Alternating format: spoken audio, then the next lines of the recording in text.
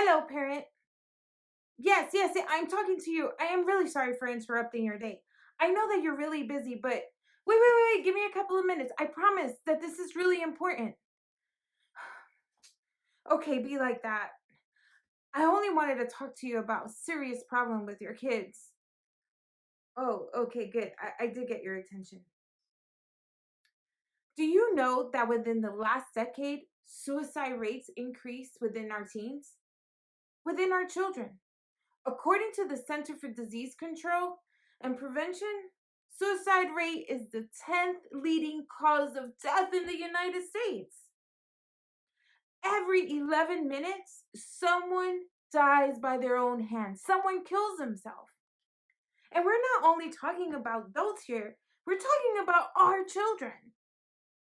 Do you know that is the second leading cause of death within the ages of 10 to 34? That's right. You heard me right. You heard me correctly. The count starts at the age of 10. And you can listen for yourself on the evening news or view it on your social media feed that children as early as 8 are committing suicide. Suicide rates were considerably higher in 2017 than they were in 1999, tripling rates amongst females aged 10 to 14 from 0.5% to 1.7. Within the ages of 15 and 24, 3% to 5.8%. And in males 10 to 14 from 1.9% to 3.3%. While they were 15 and 24, 16.8 to 22.7. See, young children are taking their lives because they feel alone, unprotected.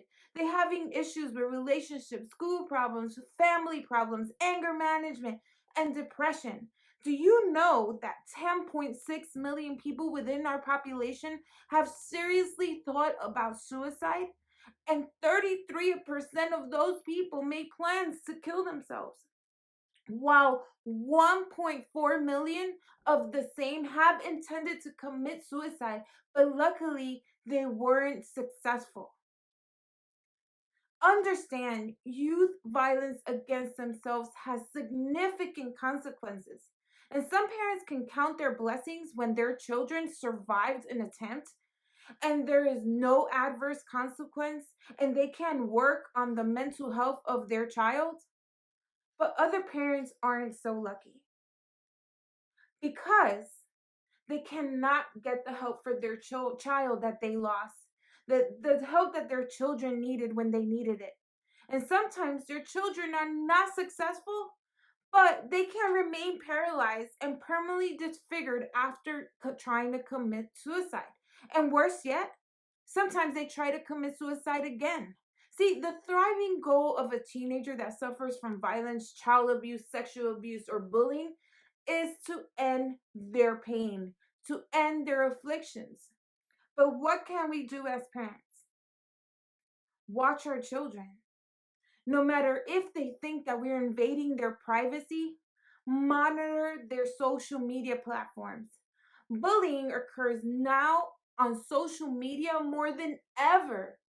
Analyze their eating habits and their sleep patterns. And even if your children tell you they're okay and they continue to show you that they are happy and dandy, you continue showing and being a concern of what they're doing. Get them help. And according to the American Academy of Child and Adolescent Psychiatry, cognitive behavioral therapy is effective in helping teens with their depression, with their suicidal thoughts, and even the attempts that they've had against their lives. Evidence shows that empowering therapy can help teens feel more confident and refrain from hurting themselves. Look for the answers. It is better to be safe than sorry. Become the annoying, nosy parent that we all disliked as kids. The more involved we are with our children's lives, the more we can do for them. We can get them better. We can get them the help that they need to overcome these difficult times they are going through. And as parents, we love our children and we will always want the best for them. So please look for help if you think you need it.